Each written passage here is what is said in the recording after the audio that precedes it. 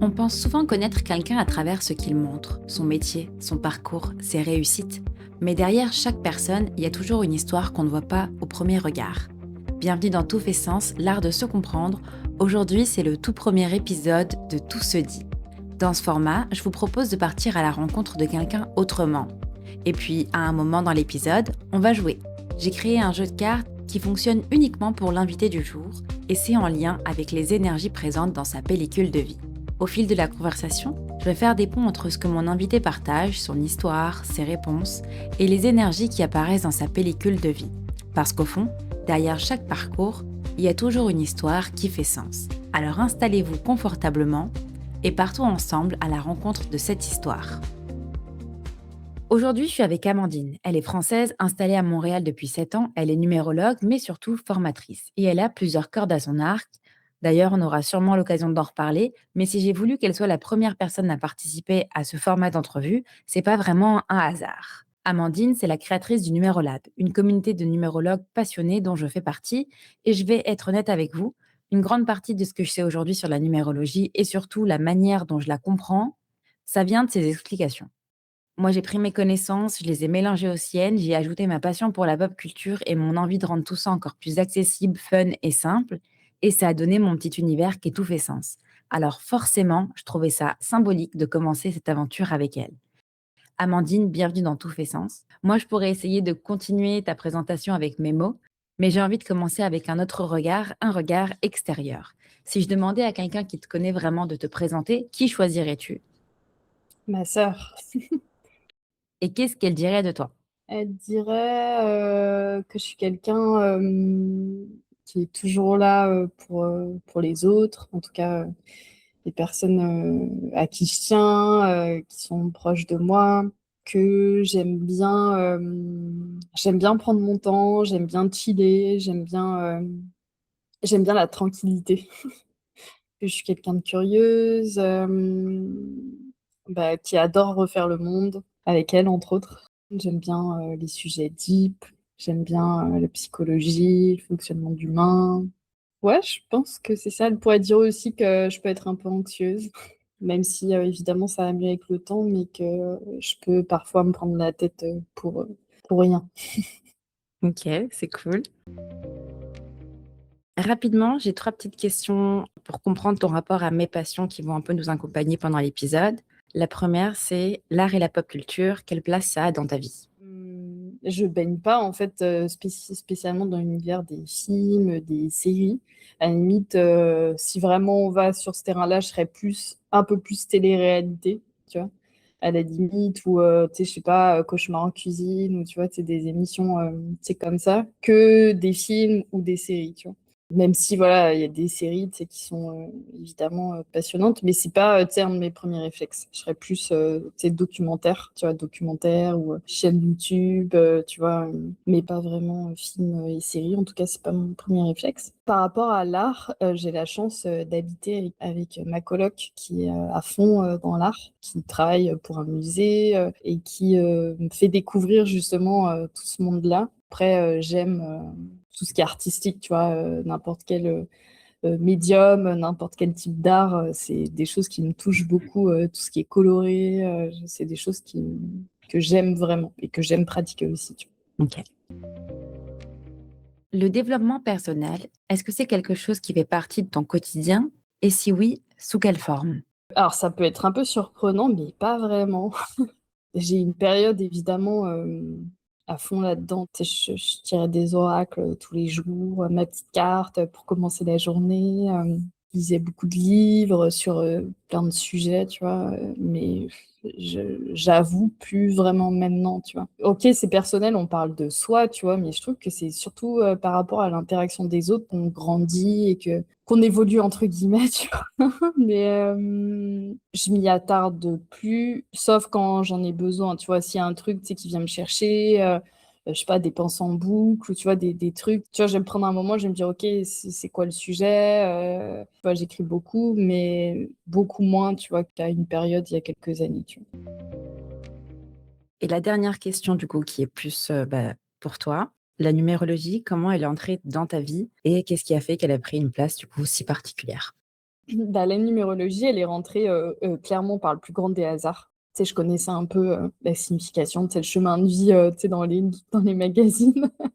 Et puis, en fait, un jour, j'ai vu une formation, en fait, numérologie et tarot, qui était proposée, tu vois, à Montréal, dans une école où j'avais été pour me former pour les soins énergétiques. Et je me suis dit, OK, moi, le tarot, j'ai trop envie d'apprendre, en fait, le tarot, la numérologie, bon, je connais le chemin de vie. Mais voilà, moi, ce que je veux apprendre, c'est le tarot. Bon, bah, c'est un peu de numérologie, c'est pas grave. Et j'ai fait un pile ou face, vraiment, en plus, vraiment, je me suis allée pile ou face, puis suivant sur ce que ça tombe, bah, je fais la formation, je la fais pas. Bon, ça tombe sur pile ou face, peu importe, je fais la formation. Et en fait, bon, le tarot, j'ai adoré, mais en fait, ce qui a été le plus surprenant pour moi, ça a été la numérologie. Donc, c'était en 2020 que je l'ai découvert. Ok. Le tarot, c'était divinatoire ou c'était vraiment juste comme tu le pratiques aujourd'hui? Non, alors pas comme je le pratique aujourd'hui. À la base, dans mon intention, c'était ma sœur, justement, tirait les cartes avec le tarot. Je trouvais que c'était génial la façon dont elle les associait entre elles, les cartes, même qu'elle connaissait la symbolique et tout. Je trouvais ça fou. Et j'avais envie de faire pareil, en fait. Donc, je me suis dit, oh, bah, regarde, je suis en plein dedans, il y a cette formation qui arrive, ah, c'est un signe. Je m'inscris et voilà. Alors dans cette formation justement, on a appris en fait à associer, la numérologie au tarot. Moi dans ma tête, je me suis dit: «OK, on va apprendre le tarot» et voilà. Donc on avait des cours, des tirages que tu peux faire et tout. Mais la grosse, partie de la formation, c'était, OK, tu as un 22, c'est différent d'un 4, tu vois? Et ça a été, génial quoi. On avait un groupe qui était génial aussi. Je fais des super rencontres. Il y avait un côté très pratico-pratique et j'ai adoré ça, tu vois. Je me suis dit, waouh, mais je peux déjà l'utiliser, je peux déjà, tu vois, proposer quelque chose à des gens, en fait. Tu vois, mettre des mots, en fait, sur qui ils sont, sur leur fonctionnement, sur tout ça. Et moi, c'est ce qui m'avait marqué, en fait. Tu vois, dans ma propre expérience, c'est pour ça que j'ai accroché, en fait, avec la numérologie. C'est que je trouvais que c'était simple, rapide et efficace et que j'avais pu me l'appliquer à moi directement et je me suis dit waouh, ok, je comprends en fait pourquoi j'ai eu ce parcours-là. Et c'est comme si en fait des questionnements auxquels j'avais pas forcément eu de réponse, tu vois, bah j'avais pu là juste avec cet outil-là me dire ah ok, c'est par rapport à ça en fait. Ok, d'accord, je comprends. C'est super intéressant comme parcours, comme outil à étudier, à pratiquer ensemble. Je sais qu'en tout cas, moi, j'adore le tarot et la numérologie, alors que j'ai vraiment appris séparément, d'abord le tarot, ensuite la numérologie, et après, j'ai fait la connexion entre les deux. J'avais pas fait le lien avant la numéro. Maintenant, j'ai envie qu'on entre vraiment dans ton histoire. Et avant de parler de ton parcours, de tes choix et de tout ce que tu fais aujourd'hui et de qui tu es surtout, j'ai envie vraiment qu'on aille par la base. Pour ça, je vais utiliser du coup la méthode que j'ai créée qui s'appelle la pellicule de vie.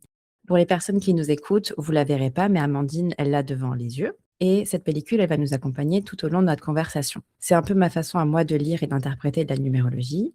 En numérologie, on part du thème numérologique calculé à partir du nom et de la date de naissance. C'est comme ta propre pellicule de film, et pour en avoir les images, il faut mettre de la lumière dessus. Ce qui évolue et ce qui change, c'est pas forcément la pellicule en elle-même, c'est la façon dont tu la fais vivre et comment tu mets de la lumière dessus à chaque étape de ta journée ou de ta vie. Elle est organisée en 3 zones. La première, c'est ce qui est inné, ce que tu portes naturellement avant même tes choix et tes expériences. La deuxième, c'est ton expression dans le quotidien, ta façon d'être, d'agir et de créer du lien avec les autres. Et la troisième, c'est la direction, ce vers quoi tu évolues, ce qui t'inspire et ce que tu vas devoir venir travailler. On va simplement prendre le temps de développer cette pellicule ensemble. Pour ceux qui nous écoutent, Amandine, dans sa zone 1, elle a les énergies 7, 11 et 3. Dans la zone 2, elle a les énergies 7 et 5 deux fois. Et dans la zone 3, elle a les énergies 1, 5 et 6. Comme ça, au premier abord, c'est une pellicule qui semble beaucoup construite sur le mouvement. Il n'y a que des énergies impaires, sauf le 6. On peut s'attendre à de l'action, de l'exploration, de la réflexion, un besoin de bouger et d'avancer. Mais justement, on va voir si tout ça résonne et si c'est comme ça qu'elle vit ses énergies. Amandine, si on rembobine un petit peu cette pellicule, comment tu te décrirais enfant? Je me souviens que, bah, avec ma sœur, donc c'est ma sœur jumelle en plus, donc voilà, on était, évidemment, tout le temps ensemble. Tu vois, on passait notre temps à inventer des jeux. Notre maman, était nourrice agréée. On avait toujours plein d'enfants à la maison. On inventait toujours des jeux. En fait, on s'occupait tout le temps. Tu vois, on avait toujours un truc à faire. J'ai pas de souvenir de mon enfance, tu vois, de m'ennuyer. Aujourd'hui, du coup, avec l'ennui, c'est un peu plus compliqué, tu vois, parce que quand j'étais enfant, jamais on s'ennuyait. On avait toujours des idées de jeux, des trucs à faire. On était quand même assez créatifs aussi, tu vois. On dessinait beaucoup. Franchement, j'ai eu une enfance où j'ai joué, tu vois. C'était vraiment à fond. J'adorais aller à l'école. J'aimais vraiment ça. J'avais des amitiés que j'ai construites et des amitiés que j'ai encore aujourd'hui, tu vois, que j'ai connues vraiment quand j'étais enfant, ado. Donc, ouais, c'était pas mal ça, le côté, tu sais, assez positif, tu vois. Et puis l'autre côté, tu sais, un peu plus touchy, c'est que j'étais une enfant hyper anxieuse. Hyper, hyper, hyper anxieuse. De quitter mes parents, c'était hyper difficile d'aller manger à la cantine. Mais j'ai des souvenirs où je pleurais. C'était horrible, tu vois. Ouais, je me décrirais comme ça. OK. Tu as du 1, tu as du 3, tout ça, c'est du feu qui va venir alimenter ton 5 et ce côté dynamique que justement, quand tu as parlé d'être toujours stimulée, de ne jamais être ennuyée, d'être toujours active, il y a eu ton 3-7 aussi où justement tu as mentionné ton imaginaire, ta créativité, tout ça, ça peut venir de là. Avec le lien 3-7, moi, ça me fait aussi beaucoup penser à ta phrase sur l'école où justement tu dis avoir aimé les études. Il y a aussi cette idée de vouloir toujours apprendre, toujours aimer les études, de vouloir étudier, transmettre. Maintenant, par rapport à qui tu es aujourd'hui, bah, du coup, il y a eu plein de chapitres, plein de changements. J'ai envie de comprendre comment toi, tu te regardes aujourd'hui. Si tu devais te décrire en 3 mots uniquement, lesquels tu choisirais? Euh, en 3 mots, je dirais action, action, connexion et profondeur. OK. Alors la profondeur, tu l'as déjà mentionné au début en disant que tu aimais tout ce qui était plutôt deep et là, ça fait clairement lien avec ton 7, enfin avec tes 7. Tu as un 11 dans ta zone 1 aussi qui peut justement faire lien avec ce côté fusionnel, mais surtout, tu as ton 6 en zone 3 qui peut venir justement t'apprendre à créer du lien et à te ramener toujours vers les autres. En plus de ça, tu as du 2 dans ton inclusion, surtout dans la case du 6. Et donc, ton 6 va être alimenté par ce besoin de créer une connexion avec l'autre. Parfois, il y a un écart entre la façon dont on se voit et la façon dont les autres nous perçoivent. Qu'est-ce que les gens voient tout de suite chez toi? Franchement, bonne question. Tu sais, j'ai rarement des discussions avec les gens, ils me disent: «Ah, le premier truc, que j'ai vu chez toi ou ce que j'ai vu tout de suite chez toi, c'est ça». Parce qu'en plus, je suis quelqu'un quand même d'assez en retrait, tu vois? Je suis pas forcément quelqu'un, tu sais, qui va être, tu sais, qui va montrer ou tu sais, qui va facilement vers les autres. Après, moi, quand, la connexion est établie, tu vois, c'est à vie. Mais par contre, 1er abord, je pense bienveillante, tu vois? Je pense que c'est peut-être ça. OK. Je pourrais te poser la question, tu saurais me dire, mais mais, Et qu'est-ce qui met justement plus de temps à découvrir chez toi? Qu'est-ce que tu leur laisses découvrir avec le temps?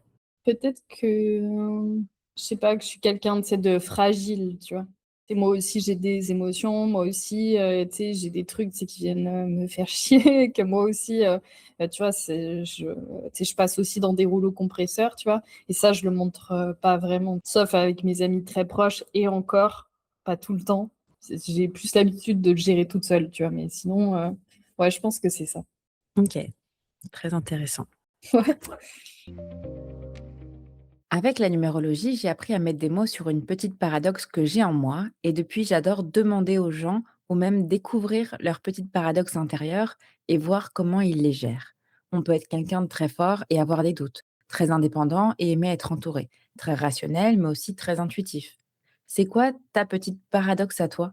Bah, justement, très deep et très légère. Tu sais, j'adore les sujets hyper deep, tu sais, comprendre le pourquoi du comment, me casser la tête sur des détails et à côté, tu sais, triper, sur de la télé-réalité, tu OK. Est-ce que tu penses que c'est parce que tu veux déconnecter de toutes vois? ces Ouais, réflexions et que tu vas te ressourcer dans ça? complètement. Tu sais, je le sais, tu vois, une bonne fin de journée pour moi, tu sais, même pour m'endormir et tout, je vais regarder des trucs très légers, jus de cerveau, tu vois? Mais, des films que je connais par cœur, très cons, tu vois? Et ça, ouais, c'est un moyen pour moi, tu sais, de rééquilibrer. Je pense, ouais, c'est un de mes plus gros paradoxes. OK, c'est sympa. Qu'est-ce que tu aimes vraiment chez toi? Ce que j'aime vraiment chez moi, oh, c'est drôle comme question. En vrai, j'ai appris à aimer plein de trucs, tu vois? Je dirais ma créativité, ma sensibilité, ouais, ma capacité, tu sais, à rien lâcher, tu sais, toujours m'accrocher, mais ouais, vraiment, c'est ça, en fait, à toujours rebondir, toujours trouver des solutions, c'est quand même assez créatif, tu vois? Ouais, je pense ma créativité. OK. Ouais, là, il y a beaucoup de liens avec, ton 3, ton 5-7 aussi qui rebondit aux solutions. Maintenant, j'ai envie de sortir un peu des grandes questions et de revenir à quelque chose de plus concret. Pour moi, une personne, c'est pas uniquement ce qu'elle pense d'elle-même, mais c'est aussi la façon dont elle vit ses journées. Si on devait filmer une journée qui te ressemble complètement, du réveil au coucher, à quoi elle ressemblerait? Ah, c'est drôle comme question. C'est la deuxième fois que je dis ça. Bah, c'est ce que je disais, journée très chill. C'est très chill, très tranquille, je me lève quand je veux. C'est extrêmement rare quand je me réveille. C'est sauf si, tu vois, si j'ai des impératifs ou quoi que ce soit, mais c'est rare que je me mette des impératifs le matin. Je suis pas une grosse dormeuse, mais tu vois, je vais me lever, je sais pas, vers 8 heures, tu vois? Et ça va être très, très, très, très chill. Tu vois, ça va être, je prends le temps de faire un petit déj, de prendre un café, de me poser, d'écrire, d'aller sur mon téléphone, de répondre à des messages, des trucs comme ça. Et puis souvent, c'est vers 10 heures que je commence, quand j'ai des visios. Et sinon, quand j'ai pas de visio, bah, ça dépend. Des fois à 9 heures, des fois ça va être 11 heures, ça dépend.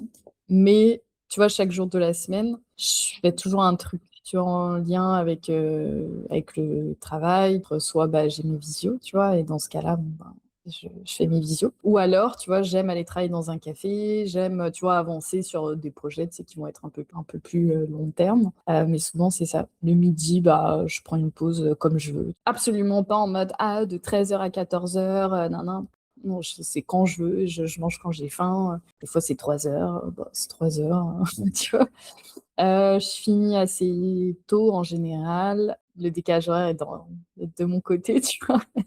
Je finis assez tôt, 16h30, 17h et après, bah, ça dépend. Ça va être soit je vais me balader, soit je vais faire des courses, soit je vais voir, des amis. J'aime aussi, cuisiner. J'adore ça, tu vois? C'est mes petits moments, cuisiner avec un podcast dans les oreilles, tu vois? Ça, j'adore. Donc c'est mon petit moment, souvent, tu sais, qui me permet aussi, tu sais, de vachement, «décharger» entre guillemets, bien que j'ai pas la sensation d'avoir des trucs à décharger, tu vois? Mais c'est mon moment créatif de la journée. Et voilà, je mange, le soir souvent petite série quand je suis chez moi avec ma coloc, on adore, se faire une, petite télé-réalité, sinon on peut se faire des soirées aussi, je sais pas, peinture, plus créative aussi, puis voilà, je me couche en général assez tôt et voilà, rien d'exceptionnel. Non, mais c'est hyper intéressant, tu rigoles. Voir le déroulé de ta journée avec justement le matin en douceur et chill du 6, qui aime le confort, son bien-être, son petit cocon de douceur. Avec ta journée de travail, tu l'as pas mentionné, mais que ce soit la numérologie dans sa forme ou le côté transmission avec le numérolab, c'est très lié au 7. Puis finalement, tu finis tes journées avec la légèreté et créativité du 3. Donc c'est vachement représentatif de ta pellicule de vie. Pour moi, c'est hyper important et ça, c'est un truc même dans mon travail, tu vois? Quand j'ai plus rien à créer, que j'ai juste des choses à maintenir, pour moi, c'est hyper difficile. C'est douloureux et c'est des trucs qui m'ont déjà amené à tout remettre en question. Tu vas me dire: «Ah, mais est-ce que c'est vraiment ça que je veux faire?» Mais parce qu'en fait, il me manquait juste, de la créativité, dans mon quotidien, tu vois? Donc j'ai toujours plein de projets, plein d'idées en tête. C'est un avantage et un inconvénient parce que du coup, tu sais, tu pars dans tous les sens. Enfin, tu as des trucs super qui existent, mais tu en prends pas soin. Enfin, tu vois? J'allais te dire, tu sais, un peu cette course à toujours plus, mais en fait, c'est même pas ça. C'est juste que, bah, je suis comme ça, en fait. Donc, pareil, j'arrête, tu sais, de me flageller avec ça. En fait, je suis comme ça et puis moi, ça me fait kiffer. Dès que je sais que j'ai un projet en tête, ah, c'est bon, je peux respirer, ça me fait du bien. Bah, je suis comme ça, je suis comme ça, tu vois? Je pense que je te rejoins là-dessus. Moi aussi, j'ai ce besoin de toujours créer, de toujours avoir une idée, un projet, quelque chose de créatif, parce que c'est ça qui me stimule, ça me motive. Il y a ce petit truc qui brille, qui m'attire et qui m'obsède littéralement, parce que j'ai vraiment besoin de comprendre et d'aller de l'avant avec le projet, de le visualiser, de l'entamer. Et si je le fais pas, si je rentre pas dedans, je vais pas pouvoir passer à autre chose. Ah mais je suis vraiment comme toi, tu vois? Je suis vraiment comme toi, sauf que, tu vois, ce qui m'aide en fait à me canaliser, c'est que tu sais, j'ai compris que c'était un besoin en fait de créer, tu vois. Que derrière, tu vois, il y a ça, mais qu'il y a une réalité aussi, c'est que bah, tu sais, comme tout le monde, tu sais, j'ai besoin de payer mon loyer, de payer ma bouffe. Donc, je fais mon maximum pour toujours amener un côté créatif, tu vois, dans mes activités au quotidien. Pro, c'est la priorité parce que bah, j'ai besoin de bouffer, tu vois. Mais si j'arrive pas à le nourrir parce que, je sais pas, j'ai fini tout ce que j'avais à faire, c'était un peu le cas il y a quelques semaines en arrière. Bon, bah, comment dans mon quotidien, autre que le pro, tu sais, je vais pouvoir nourrir ce besoin-là. Et des fois, ben, j'avoue, j'ai pas la réponse. Parce que faire de la peinture, j'ai pas envie. Faire du collage, j'ai pas envie. Faire des perles, j'ai pas envie. Faire je sais pas quoi, j'ai pas envie. Tu vois, donc ok, mais du coup, je fais comment? Et c'est ça, des fois, qui me rend pas bien. Donc j'essaye, tu vois, bah, de coller aussi avec cette réalité de ok, j'ai envie de faire ça et ça me stimule et machin, mais réalité aussi, quoi. Il faut que je fasse des projets qui me plaisent, ok, mais qui plaisent aussi aux gens, parce que si ça leur plaît pas, bah, ils ne me payent pas et, et je paye pas mon loyer, tu vois.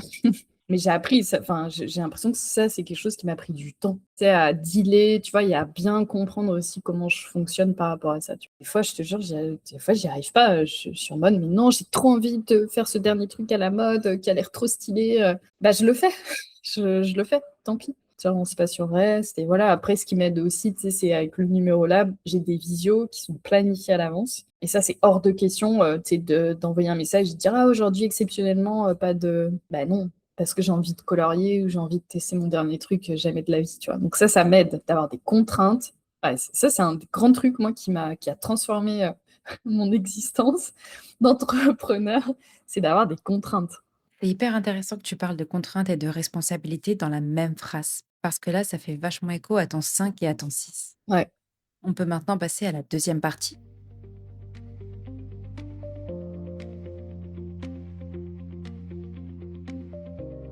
Moi, je pars du principe, du coup, que les histoires qui nous touchent, elles sont jamais totalement un hasard.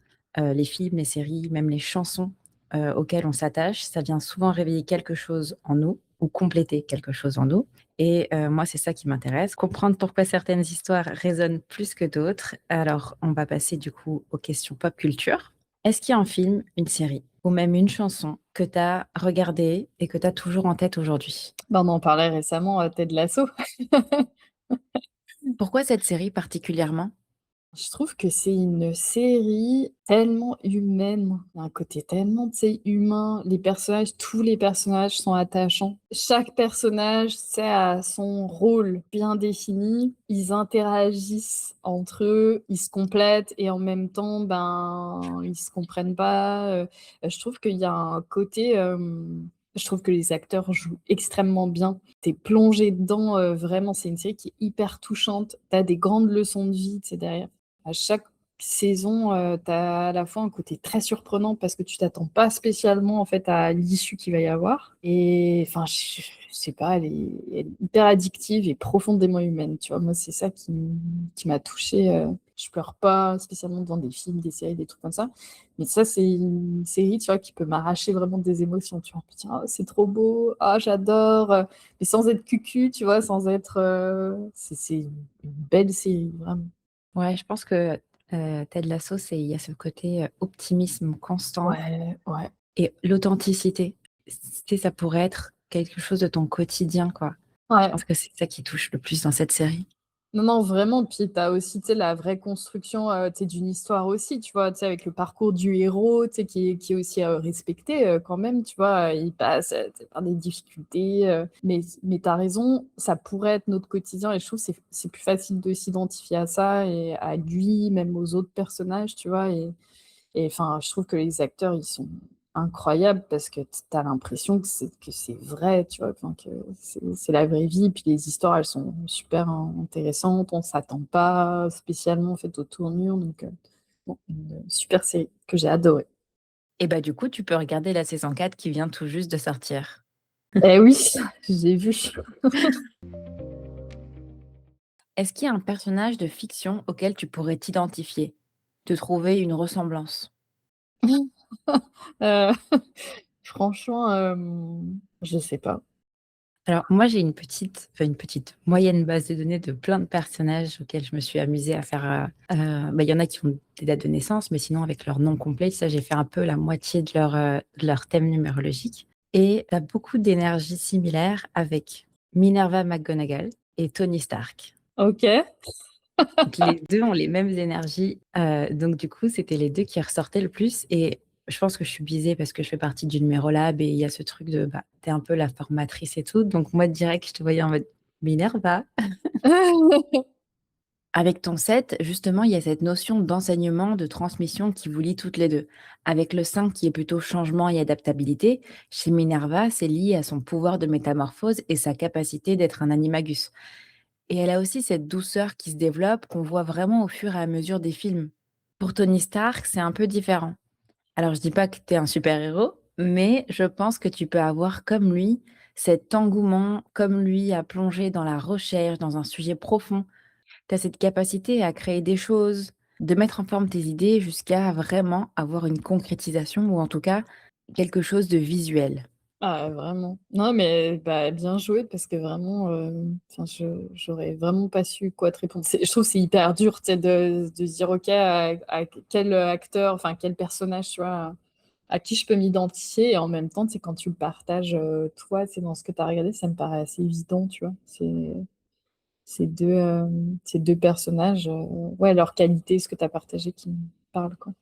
Dans les 2 cas, tu vois? Je peux avoir un côté très deep, très, tu sais, je m'occupe pas du monde et puis, tu sais, je suis dans mon truc, je réfléchis, «Tiens, comment je pourrais faire ça?» Et puis de l'autre où en fait, je suis très dans: «OK, raconte-moi, qu'est-ce qui se passe? Attends, je vais t'aider. Ça, peut-être que c'est comme ça qu'on pourrait faire». Enfin, donc ouais, ça me parle bien. Mmh. Cool.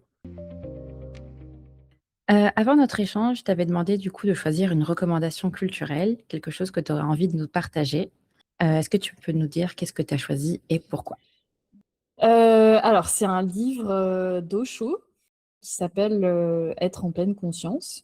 Je pense que c'est un des livres qui m'a mis la plus grande claque parce que je trouve qu'il parle d'une réalité, qui est assez juste. En gros, il explique, il commence le livre, il me semble, par ça, c'est que, l'être humain, en fait, est profondément endormi, tu vois? Et qu'en fait, il subit, enfin pas il subit, mais tu sais, il est comme prisonnier, tu vois, d'automatismes, de mécanismes, et en fait, comme il s'en rend pas compte, bah, du coup, il reste endormi, puis il continue, en fait, à fonctionner, comme ça. Et d'où le nom de son livre «Être en pleine conscience». Évidemment, tu vois, il va, parler de la pleine conscience, tu vois, de l'instant présent et cetera, mais de façon, assez, piquante. Il invite, tu vois, à être plus dans l'observation, observer, tu sais, comment on fonctionne et cetera, mais tu vois, à chaque fois que je me sens un peu, que je sais pas où j'en suis, ça va pas ou quoi que ce soit, tu vois, hop, je me prends en pleine conscience, j'ouvre au pif et je lis, tu vois, quelques pages et c'est souvent intéressant ou je le relis, tu vois? Je pense que c'est le livre que j'ai le plus relu, dans ma vie, tu vois? Et que je garderai toute ma vie. Je connais pas, mais j'ai du coup lu, un petit passage qui est, sur internet et qu'on peut lire en aperçu. OK. C'est même, tu sais, un livre, moi, que j'ai surligné des trucs et même des fois, tu vois, quand, ça, je sais pas trop où j'en suis, hop, je reprends, en fait, ces phrases-là et je me dis: «Ah mais ouais, c'est vrai». Donc ça peut même être un livre, tu sais, que tu peux feuilleter comme ça, bien que, évidemment, je peux que recommander de le lire, mais il est quand même assez entraînant, tu vois? Dans le peu que j'ai lu, ça m'a fait penser direct à ton 5, à ton 7 et à ton 1, avec cette idée de comprendre le monde, les humains et les autres, quoi. Et cette notion d'agir, de ne pas se laisser entrer dans la routine et dans l'immobilité. Donc je trouvais ça hyper intéressant comme choix de ta part. On peut passer du coup à la suite.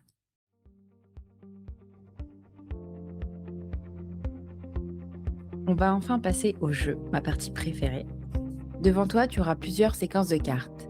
Chaque séquence a un nom et plusieurs cartes avec des questions différentes. Le principe est simple, à chaque tour, tu vas choisir une carte au hasard en suivant ton intuition. Tu choisis celle qui t'attire le plus. Ensuite, je retourne la carte et tu peux lire la question. Prendre le temps d'y répondre, puis ensuite on va prendre le temps d'échanger ensemble autour de ta réponse. Tu as aussi un joker, il te permet de changer de carte si une question ne te parle pas ou si tu n'as tout simplement pas envie d'y répondre. Tu peux l'utiliser quand tu veux, sans avoir besoin de te justifier.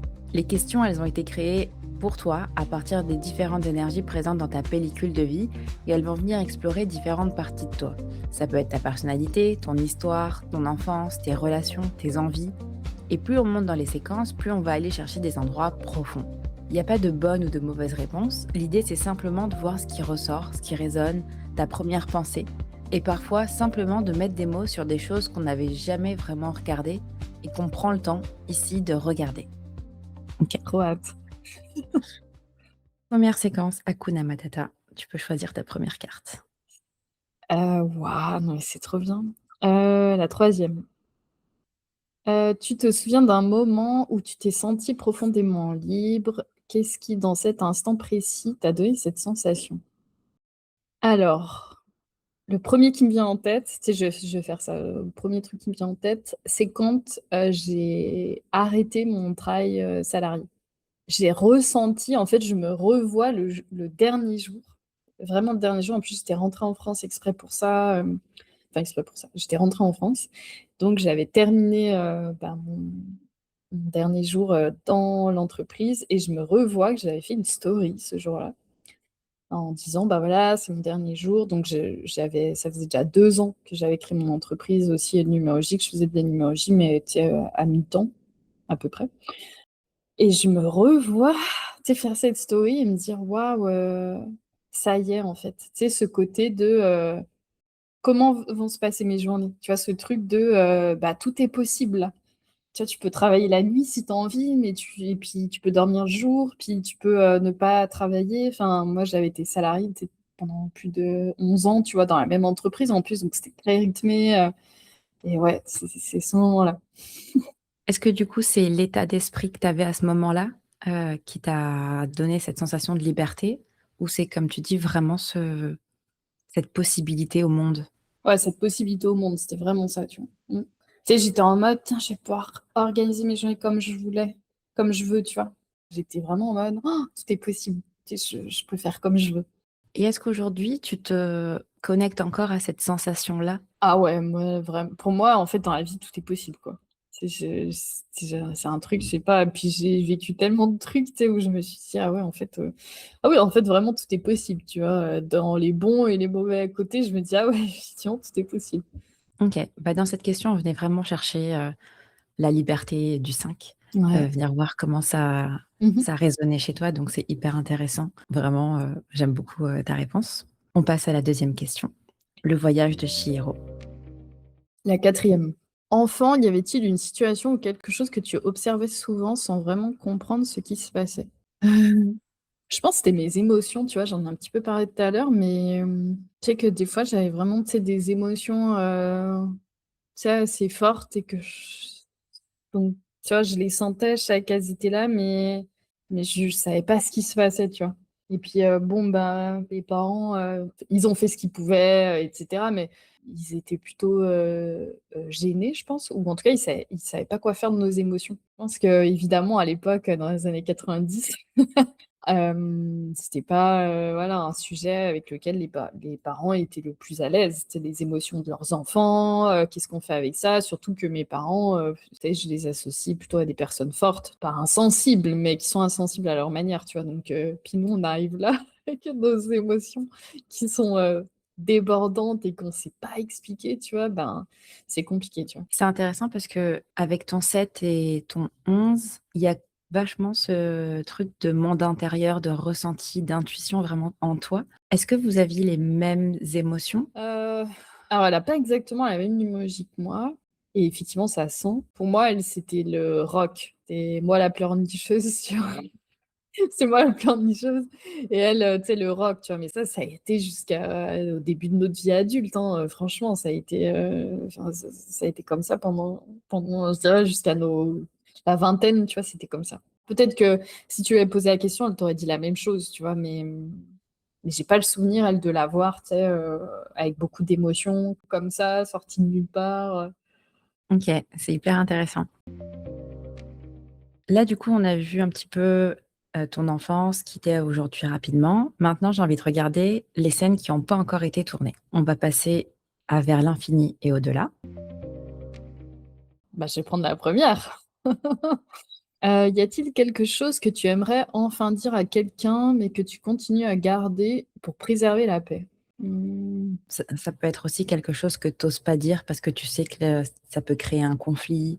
Bah, en fait, avec le temps, j'ai appris, tu sais, à dire les choses, c'est au moment où il fallait le dire ou alors peu de temps après, tu vois? Même les plus difficiles. Je me rappelle de situations, quand même, difficiles, tu vois? Tu sais, où c'est difficile de dire des trucs à ses parents, tu sais, à des amis ou des fois, tu sais qu'il y a des trucs qui vont tu sais pas ce qui va se passer, en fait, vraiment. Mais comme je t'ai dit, tu sais, je me dis que maintenant tout est possible et que même dans des situations, tu sais, vraiment complexes, en fait, il y a toujours ça apportera toujours quelque chose, tu vois? Tu sais, des situations où tu sais, j'ai dit des trucs à mon père, tu sais, vraiment difficiles, enfin, des trucs que je ressentais, que j'avais pas dit depuis, 30 ans, tu vois? Où vraiment j'ai tout lâché comme ça, c'est sûr que, tu sais, il y a des conséquences derrière, tu vois? Il y a des conséquences, mais après finalement, bah, tu te rends compte, tu sais, avec du recul que, bah, si c'était à refaire, en fait, tu le referais et «Oh, c'est con de pas avoir fait ça avant» parce qu'en fait, ça a changé aussi, des choses, positivement dans notre relation, tu vois? Donc ouais, franchement, il y a rien qui me vient comme ça, tu vois? Tu as trouvé facilement cette manière de trouver les bons mots et de parler? Ou est-ce Ah que non. c'est challengeant? Ah non, ça m'a pris, mais tellement de temps. Je veux dire, ça m'a pris tellement de temps, mais en fait, à chaque fois, ce qui m'a poussée à ça, c'est pas que j'avais pas le choix, mais c'est que, tu sais, ça dépassait les bornes, tu vois? C'est que vraiment, en fait, là, là, en fait, c'est un délire, tu vois? Et donc j'avais pas d'autre choix de faire sortir les choses, tu vois? Vraiment. Donc soit, en fait, ça a été comme ça, tu sais, où j'avais vraiment pas le choix, tu sais, et que ça m'a pris de court comme ça et bon, ben, j'ai pas réfléchi et let's go, j'ai dit ce que j'avais à dire. Ou je l'ai travaillé, tu sais, soit en discutant avec ma sœur parce que, bah, j'adore, discuter avec ma sœur, elle a toujours des bons conseils, elle est hyper calée, aussi donc c'est vraiment intéressant. Ça m'a toujours bien aidée à dire les choses, mais tu sais, avec bienveillance. Tu sais, moi, je suis vraiment du parti qu'on peut tout dire à quelqu'un et c'est important, je pense, surtout des personnes, tu sais, qui sont proches de nous et cetera, mais notre responsabilité, c'est de le dire correctement. Je l'ai appris, j'ai bouffé de la communication non violente, à fond, donc là-dedans, j'ai pris des trucs, tu sais, qui me semblaient, importants, tu vois? Mais c'est un truc que j'essaye, tu sais, vraiment de faire, tu vois? OK, merci pour cette réponse, c'était hyper, clair et constructif. Maintenant, j'ai envie qu'on aille voir ce que tu as déjà construit sans forcément t'en apercevoir. On va passer du coup au niveau suivant. Miroir, mon beau miroir. Bah, la deuxième. Repense à une fois où tu es resté alors qu'une partie de toi avait envie de partir. Qu'est-ce que cette expérience t'a appris sur toi? Bon, alors direct, je pense à des relations amoureuses, évidemment. Qu'est-ce que cette expérience m'a appris, d'être restée alors qu'une partie de moi, bah, c'est que je pouvais me faire confiance, tu vois? Tu sais, ce côté, tu sais, tu pourras rebondir, tu sais, tu trouveras toujours des solutions, tu vois? Tout ce côté-là, c'est, bah, ces expériences-là qui me l'ont apprise, tu vois? Ou parfois, tu sais, ou j'ai pu rester, tu sais, dans des relations parce que j'avais peur de l'après. Et l'après, tu vois, me semblait être un vide. C'est un vide en mode, il y a rien et en fait, ben, là, aujourd'hui, tu sais, comme je sais comment ça s'est passé, je me dis: «Ah mais en fait, si j'avais su, je serais peut-être partie avant», tu vois? Mais en même temps, d'être restée, ça m'a appris aussi, je pense aux relations amoureuses, mais au travail, c'est un peu pareil, mais ça m'a appris aussi, tu sais, à tolérer, je sais pas si c'est le bon mot, mais ça m'a appris aussi, tu sais, à dealer avec l'imperfection, tu vois? Bah, OK. les gens, ils sont comme ils sont. Moi aussi, j'ai ma responsabilité là-dedans et qu'en fait, c'est pas que de la faute de l'autre. Ça m'a appris aussi, ouais, à me regarder un peu en face, tu vois? Bah, miroir, mon beau miroir, tu vois? À me regarder et me dire: «OK, mais toi là-dedans, en fait, c'est quoi ta part de responsabilité?» Même la plus petite. Après, attention, je parle pas de ces trucs dramatiques, des violences que des enfants subissent, tu vois? Des trucs comme ça, évidemment, tu vois? Mais là, dans ce cas-là, dans l'exemple que j'ai en tête, par rapport à des relations amoureuses, c'est ça, c'est de me dire: «OK, c'est quoi ma part de responsabilité, même si elle est infime là-dedans?» Donc ça m'a appris aussi à ça et puis, bah, évidemment, à me dire: «OK, bah, en fait, je sais rebondir. Tu sais, en fait, c'est bon, je sais faire». Et tu as gardé justement ça aujourd'hui de te dire: «Ah bah, c'est pas grave, je peux rebondir, je Ouais. il y a quelque chose derrière». Ah ouais, vraiment, j'ai maintenant, c'est une certitude que j'ai, quoi et qui, comme par hasard, tu vois, a fait, drastiquement, baisser mon niveau d'anxiété. OK.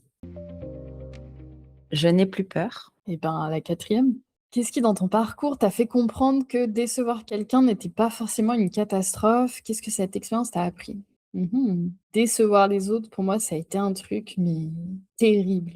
Mais juste à l'idée de savoir que j'allais décevoir quelqu'un, c'était horrible. Moi, je puisse décevoir quelqu'un, c'était inenvisageable. Donc, j'ai appris aussi, tu sais, à changer ce côté de moi, tu sais, un peu, je suis parfaite, tu vois, et personne peut rien me reprocher, tu vois. C'est par rapport à mes connaissances, même par rapport, moins maintenant, mais je l'ai encore un petit peu, d'avoir un discours, tu sais, qui peut s'adapter à tout le monde. Donc maintenant, j'apprends à être plus tranchée, mais en fait, juste à respecter, en fait, mes convictions et ce en quoi je crois, tu vois. De décevoir quelqu'un, en fait, ça m'a appris à me respecter, tu vois. C'est tout simplement, je repense à des situations où je savais en fait que j'allais décevoir des gens, mais qu'en même temps, je pouvais pas faire autrement. Dans le cadre de collaboration pro, j'étais partie tête baissée, tu vois, dans des trucs ou pour faire plaisir, tu vois, à des personnes. Ah bah ok, j'accepte. Et en fait, plus ça avançait, puis tu sais, moi, mon corps, il ment pas, tu vois. Tu sais, mon corps et mes émotions, j'arrive pas à camoufler, tu vois. Je peux pas. Il se passe trop de trucs sur mon corps, dans mon corps. Pour que je fasse semblant et voilà. Donc je savais que j'allais décevoir des personnes et ouais, ça m'a appris à me respecter, mais ça m'a appris aussi à me contrôler. J'essaye maintenant le plus possible, c'est d'accepter des projets, des collaborations, etc. Si et seulement si sur le long terme, c'est je sens que c'est ok pour moi. Enfin, je sais pas comment expliquer, mais c'est un peu ça, tu vois. C'est hyper intéressant parce que cette question, elle venait chercher comment tu vivais ton 6 avec cet aspect du 6, de l'harmonie, du don de soi, notamment dans le conflit. Et encore plus parce que toi, dans ton inclusion, tu as du 2 dans la case du 6 et dans la case du 9. Donc ça va venir amplifier ce côté médiateur dans le lien, dans le duo, dans la connexion, dans la recherche, dans le lien à l'autre en fait. J'ai aussi entendu ton 6 et ton 7.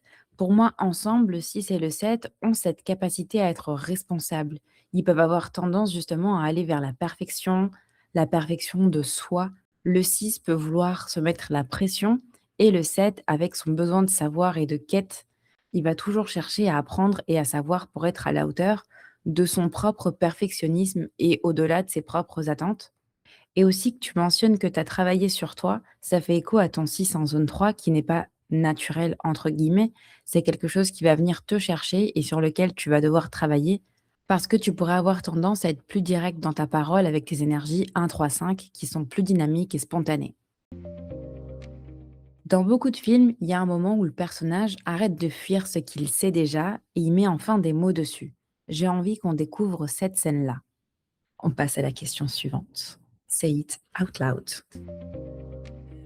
La 3. Je suis en fonction des noms.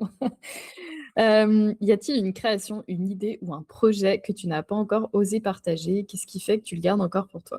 Alors oui, tu sais, il y a plein d'idées, moi, je suis une machine à idées, tu sais, que j'ai pas encore osé partager, en fait, tout ce que j'aimerais faire, il y a quelqu'un qui le sait. Tu sais, souvent, ça peut être ma sœur, tu vois, ça peut être mon copain. Il y a pas une idée, une création ou un projet, tu sais, que j'ai en tête et que j'ai jamais partagé, tu Donc vois? facilement, quand tu as une idée, tu arrives à le concrétiser et c'est Ouais. assez rapide le process? Ça dépend, tu vois? J'ai une idée, j'ai un projet, tu sais, vraiment, plus sur, tu sais, le long terme, très long terme, voire la fin de ma vie. Il y a des trucs, tu sais, qui prennent du temps, tu vois? Il y a des trucs qui prennent du temps et il y a des trucs, je sais que c'est pas le bon moment. Moi, j'ai toujours des idées de business, tu sais, en tête. Donc si un jour, tu vois, ce que je fais ne me plaît plus pour X ou Y raison, j'ai d'autres idées derrière. Du coup, ça m'aide vachement à enlever la pression, tu sais, de, bah, si ça marche pas, qu'est-ce que je fais? Quand j'y serai confrontée, si j'y suis confrontée, j'aurais peut-être pas le même discours. Parce que voilà, c'est comme ça fait peur quand même et compagnie. Mais là, aujourd'hui, tu sais, je sais que je peux mettre mes œufs dans plusieurs paniers. Et ça me rassure, tu vois. Là, récemment, bah, je me questionnais un petit peu, tu sais, par rapport à mon activité, par rapport à qu'est-ce que j'aimerais, etc. Et donc, j'ai commencé à me mettre sur un autre projet que j'avais en tête qui n'a rien à voir avec le dev perso, la numérologie, etc. Et ça m'a permis donc de me rendre compte que en fait, ce que je faisais me convenait et que ben parfois on a juste besoin de prendre la distance, besoin en fait de sortir de notre cycle infernal et faire autre chose. Et de faire autre chose, en fait, bah, ça donne d'autres idées, ça, tu vois, ça change plein de trucs. Moi, j'ai mes cartes du tarot là, juste devant, l'animal tarot. parce que j'adore les animaux et les cartes, je les trouve trop belles et je vais te le montrer, je sais pas si tu vois? Waouh! Mais ça, c'est la carte du chariot J'adore. et justement avec l'aigle, il y a exactement ce que tu viens de dire, cette notion de prendre de la hauteur et du recul pour voir et se préparer, savoir, tu vois? Il y a vraiment cette notion-là, donc c'est hyper intéressant. Mais tu sais, on sous-estime, je trouve, ce genre de truc, tu vois? Tu sais, de prendre de la distance. Moi, ça me le fait souvent quand je pars en France, je pense que toi, c'est un peu la même chose et que je reviens ici, j'ai une autre vision des choses, tu vois? Tu sais, une autre vision de la vie, de tu vois, de ce que je fais ici, de qui je suis, de on sous-estime ça, en fait et je trouve ça dommage. Après bon, chacun fait comme il peut et cetera, mais qu'on s'autorise pas plus à ça, surtout dans des moments, en fait, difficiles. Dans des moments, tu sais, où on n'en peut plus, on broie du noir, que, bah, en fait, souvent, on aurait plutôt tendance à rester recroquevillé sur soi, puis, tu sais, à être dans notre misère, tu vois? Alors que en fait, de prendre de la distance, physique ou émotionnelle, tu sais, moi, je suis pas partie à l'autre bout du monde pour ça, mais juste, j'ai déconnecté, en fait, avec mon quotidien pour faire complètement autre chose, tu sais? Et ben, j'ai adoré, tu vois? Et puis c'est un truc peut-être que je développerai à côté, enfin, mais je sais qu'au moins j'ai un truc qui me permet, tu vois, de switcher ou voilà, là je le raconte, c'est comme ça, en 3 secondes, tu sais, en mode: «Waouh, c'est super à faire», mais ce projet-là, ça fait 15 plombes que je l'ai en tête. C'est en discutant beaucoup avec ma coach qu'elle m'a dit: «Tu sais, ce serait bien, si tu avais un truc à côté». Je dis: «Oui, j'en ai un». Elle me dit: «OK, qu'est-ce que tu attends pour le faire?» «Bah, je sais pas» et nanana. Enfin, ça a pris, des jours et des jours et des jours avant que je me dise: «Allez, je vais aller regarder ce truc». Je l'ai pas fait comme ça en un claquement de doigts, genre je me suis réveillée le matin: «Allez, vas-y, c'est ça la solution, fais-le». Mais encore une fois, c'est comme ça chez moi et puis c'est comme ça chez beaucoup de gens, je pense. C'est l'inconfort en fait, tu sais, qui pousse en fait à bouger et tu sais, à faire des choix, différemment, tu vois? Donc ouais. Tu l'as clairement dit, il y a ce besoin de prendre le temps de le faire et je pense qu'aujourd'hui, c'est ça, c'est que les gens ne prennent pas le temps non plus de se dire: «Ah bah, ça va pas, qu'est-ce que je peux faire pour changer ça?» Ouais, c'est Mais ça, ou enfin pire, je dis ça, mais sincèrement, je suis passée par là aussi, où d'aller chercher des réponses à l'extérieur, mais tu sais, extérieur, impalpable, tu vois? J'ai le sentiment, tu vois, qu'en tout cas pour moi, mais après c'est en lien aussi avec mes énergies, tu vois, probablement ou pas, mais malgré tout, je pense qu'on est plus des personnes, tu sais, qui sont là pour être en action, plutôt que de réfléchir et penser et c'est le mouvement, tu sais, je trouve qu'il crée le mouvement, mais dans tous les sens du terme, tu vois? Au niveau des pensées, des projets, de la créativité, de je suis d'accord, mais je pense que tout le monde n'a pas cette flamme qui permet d'agir spontanément ou en tout cas aussi facilement. mmh mh. Maintenant, j'aimerais aller regarder ce qui se passe quand les masques tombent. On va passer au niveau suivant. Arrête de faire semblant. La une. Y a-t-il une fois où tu t'es raconté que ce n'était pas fait pour toi, alors qu'au fond, il y avait peut-être autre chose? Tu sais, au travail, justement, j'étais en train de penser à ça. À chaque fois dans mes jobs, j'ai eu deux jobs, en fait, pas plus. Parce que je suis restée 11 ans dans la même entreprise et c'était grâce à un ami à moi, en fait, que j'ai pu rentrer dans cette boîte pour faire, ouais, à la base, mon alternance et je suis restée 11 ans, tu vois? Donc même, tu sais, quand j'ai monté, les échelons et cetera, en fait, c'est toujours venu tout seul. On m'a proposé, j'ai dit: «Oui» et puis voilà. Donc le pro, non. J'ai lancé mon entreprise, je me suis dit: «Bah, oui, évidemment». Évidemment que je vais le faire parce que j'ai envie de le faire. Non, tu sais, il y a déjà des gens que j'ai contactés, tu sais, pour, faire des projets. J'ai jamais eu de réponse, bah, tant pis. Dans l'IMO, j'ai déjà investi, bah, franchement, je sais pas. Non, mais c'est intéressant quand même parce que du coup, ça fait quand même lien avec, tes énergies, tu sais, le 1, le 5 de toujours oser, d'aller dans l'action, on l'a vu. C'est bien que tu te mettes pas de barrières comme ça. Quand je te dis ça, j'ai l'impression, tu sais, que ça sonne un peu, il y a qu'à il faut, tu vois? C'est pas, tu sais, j'ai été fumeuse pendant super longtemps, tu vois? Et enfin, pour arrêter, ça a été difficile, tu vois? Je me suis repris à plein de fois, enfin, après quand c'est important pour moi, en fait, je le fais. Et je te dis pas que je le fais comme ça, tu sais, du jour au lendemain. Je pense, j'y réfléchis, j'en parle à ma sœur, j'écris, je regarde ce qui peut se faire, mais je me rends compte que quand je fais pas, c'est que c'est pas assez important pour moi. OK. Alors, qu'est-ce qui reste et comment on avance? Nage droit devant toi. La une. Est-ce qu'il y a eu une période où tu as dû rester dans une situation qui ne te ressemblait pas totalement? Je pense aux pros aussi, quand, j'étais donc salariée. Je suis restée pendant 2 ans à distance et ça a été vraiment difficile pour moi parce que déjà j'avais changé de poste, donc j'étais passée de responsable de service à, en énorme guillemets, «chef de projet». Donc j'étais passée, de quelqu'un entre guillemets «d'important» à quelqu'un, bah, qui est plus là, tu vois? Je savais plus ce qui se passait dans la boîte, tu sais, d'un point de vue stratégique, j'étais, loin de mes collègues. Puis en France, moi, c'est ce que j'aimais énormément, c'était mes collègues, tu vois? Le lien que j'avais avec mes collègues, c'était pas des collègues, c'était des amis, enfin et en fait, ça a été difficile vraiment pendant 2 ans parce que, bah, en fait, je me voyais, mourir un peu à petit feu, parce que j'étais plus en lien, avec les autres. C'est la seule chose qui me faisait rester évidemment, c'était le salaire parce que, bah, je venais d'arriver dans un nouveau pays, c'était quelque chose quand même d'assez sécure. Mais ouais, ça a été dur, franchement, ça a été dur. Et aujourd'hui, est-ce que cette expérience et ce vécu, c'est un moteur assez fort pour ne pas retrouver ces 2 années-là? Bah, en fait, tu sais, j'avais pas le choix parce que, comment dire? C'est pas que j'avais pas le choix, mais j'avais besoin d'argent, en fait. Enfin, je veux dire, j'avais besoin d'argent, tu sais, pour, vivre une vie à Montréal. Donc, honnêtement, bah, enfin, en fait, j'étais vraiment coincée dans, là, pour le coup, j'étais coincée dans: «OK, en fait, ça, je sais faire et je suis à l'aise, je connais l'équipe, machin, enfin, ça roule», tu vois? Et je sens que je m'éteins un petit feu et là, pour le coup, bah, j'avais pas l'esprit entrepreneur, tu vois? J'avais pas l'esprit entrepreneur donc je voulais faire ça, lancer mon entreprise, mais j'y connaissais rien, tu vois? Rien, rien, rien, rien, rien et bah, j'avais peur, tu sais, de manquer d'argent, j'avais peur de, je voulais pas retrouver un emploi à côté parce que sinon c'était un échec, enfin, tu vois? J'étais tout dans ces trucs-là, mais là, aujourd'hui, enfin, ce que je dis tout à l'heure, si un truc qui me convient plus, bah, j'attendrai plus, tu vois? Pour rebondir sur ta dernière phrase, justement, ton 1 qui est le nombre qu'on associerait facilement à l'entrepreneuriat, il est dans ta zone 3. Donc pareil, c'est une énergie qui arrive avec le temps, avec le travail qu'on peut faire sur soi-même.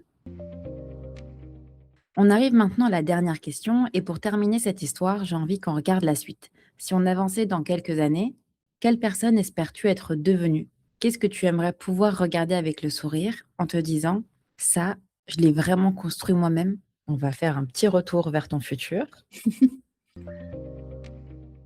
La 3. Alors, dans quelques années, quelle création, idée ou projet aimerais-tu pouvoir regarder en te disant: «Ça, c'est vraiment une part de moi»? En vrai, moi, ce truc de communauté, collectif, c'est vraiment un truc, tu sais, qui me fait du bien. Je pense de tous les projets que j'ai faits, tu vois, en numérologie, tu sais, le Numérolab, je pense que c'est une de mes plus grandes fiertés. Tu sais, je retrouve, en fait, ce que j'avais perdu avec mes collègues. Tu sais, le lien, la proximité, tu sais, on se retrouve très régulièrement, on se connaît, tu sais, au-delà de, tu as un chemin de vie 4 aussi, tu vois? Tu sais, on est connectés les unes aux autres, et j'ai la sensation, tu sais, de contribuer, tu vois, à quelque chose de collectif, tu sais, qui me dépasse. Tu sais, moi toute seule, à grande échelle, je peux pas faire grand-chose, tu vois? Mais des petits moments, des petites 2 heures, en fait, à chaque fois où on échange, bah, il y a des petites choses, tu sais, qui peuvent, émerger, chez les autres, mais chez moi aussi. Tu sais, c'est avant tout évidemment en grande égoïste. C'est moi, en fait, que ça nourrit aussi évidemment, mais tu sais, juste ça et de me dire: «OK, j'ai pu y contribuer par ma vision, par la numérologie, pourquoi pas?» Tu me dis: «Bah, si ça a pu, tu sais, semer des trucs et qu'en plus ça grandit, bah, trop bien». Mais carrément. Moi, je suis là depuis quelques mois à peine, mais comme tu dis, il y a ce truc de collectif, de soutien, de partage d'expérience. Et oui, c'est des personnes que j'ai jamais vues, mais que j'ai l'impression que je les connais profondément, plus que je pourrais connaître des collègues, par exemple. Et justement, elles aussi, elles peuvent aussi me connaître profondément parce que c'est une safe place où on peut se retrouver et se libérer et venir justement avec nos fragilités, nos doutes et nos peurs. Et moi, encore plus à distance, enfin non, parce que tout le monde est à distance, mais il y a ce truc aussi de proximité qui fait que ici à Toronto, j'ai pas de passionnés de numérologie autour de moi, ni de tarot. Dans mon entourage, il y a personne qui parle spiritualité. Moi, j'en parle à mes amis, mais c'est chouette de pouvoir réfléchir, douter, avancer sur des réflexions avec des personnes qui partagent nos points de vue, nos réflexions, notre même passion en fait, ou même la même profession pour certaines. Ouais, je suis trop d'accord avec toi. Non, mais c'est ça, en fait, tu sais, je suis en train de quand tu parlais, tu vois, je repassais, tu sais, en des personnes, tu sais, qui sont là, même dans le Muraille depuis un moment, tu sais, depuis bientôt 2 ans, tu vois? Et je me dis: «Mais tu vois, c'est des personnes, quand je pense à elles, je sais qui c'est, en fait. Je pourrais partager des trucs sur sa vie, sur elle, sur qui elle est, sur, ses forces, et c'est ça, en fait, moi, que je trouve, magique. C'est la connexion, tu vois, avec les autres, le côté profond, le Franchement, c'était la meilleure manière de terminer ces questions et ce podcast, de parler du Numérolab et à nouveau de ton 6 et 7 qui nous auront du coup bien accompagnés pendant cette heure de conversation. On arrive à la fin de cette pellicule. Pendant cet épisode, on a traversé plusieurs parties de ton histoire, ce qui était déjà là depuis le début, ce qui t'a construite, ce qui t'a transformé, et est-ce que tu as encore envie de continuer à écrire. Et ce que j'aime avec une pellicule, c'est que les images sont déjà là, elles ne changent pas. Mais selon la lumière qu'on pose dessus, on peut découvrir des détails qu'on n'avait jamais remarqués. Et c'est exactement ce que j'avais envie de faire avec toi aujourd'hui. Après avoir regardé ta pellicule sous cette lumière, sous plusieurs lumières, notamment le 5 et le 6, qu'est-ce qui résonne le plus pour toi aujourd'hui? c'est une bonne question. Cet espace m'a fait beaucoup de bien. Cet espace, bah, que tu m'as offert, tiens. Ça m'a fait beaucoup de bien, de prendre ce temps, tu sais, tu vois, de répondre à ces questions-là. Je trouve que ça permet d'ancrer les choses, ça permet aussi de se rendre compte, tu sais, du parcours, ça permet de se rendre compte aussi, des belles choses, tu sais, qui se sont passées, de qui je suis devenue, de qui je suis partie, tu vois? Et je trouve que ça fait du bien. Ça renforce, je trouve, ces trucs-là en moi, tu vois? Donc merci, beaucoup pour ça. Bah, avec plaisir. C'est chouette de partager ce moment. Avant qu'on referme complètement ce jeu, j'ai envie de te laisser le dernier mot. Bah, j'ai envie que les gens sachent où te retrouver, où suivre ton histoire. Alors, on peut me retrouver principalement sur Instagram, donc sur mon compte, Essence d'âme, essence-du-bas d-du-bas âme. On peut me retrouver là-dessus ou sur mon site, www.essence-dame tout attaché.com. Ou, évidemment la numérologie, c'est mon support, mais j'aime aller au-delà de ça, en fait, et me servir de la numérologie comme, une excuse pour parler, de l'humain, de son fonctionnement, de ce qui l'anime, de ce qui lui fait du bien. Je pense que tout est possible et des fois, c'est juste une décision, tu sais, qui peut changer les choses, ou en tout cas se rapprocher, le plus possible de ça, quoi. Merci beaucoup pour tout ça et pour ton temps. Merci à toi, Cindy. Je suis, hyper touchée, que tu m'aies proposé, d'être ta première invitée, donc merci infiniment. Avec plaisir. Et voilà, la première pellicule de vie qu'on vient d'éclairer ensemble. J'espère la première d'une longue suite.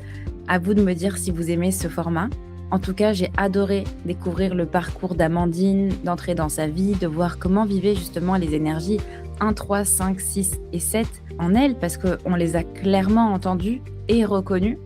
Ce que j'aime dans cet exercice, c'est qu'on ne cherche pas à mettre quelqu'un dans une case, à dire « Ah, ben t'es un chemin de vie de 7, ah, t'es un jour 16 ». On cherche plutôt à regarder les images autrement, à faire des liens, à remarquer des détails, et parfois à mettre des mots sur quelque chose qu'on ressentait déjà, sans vraiment savoir comment le nommer.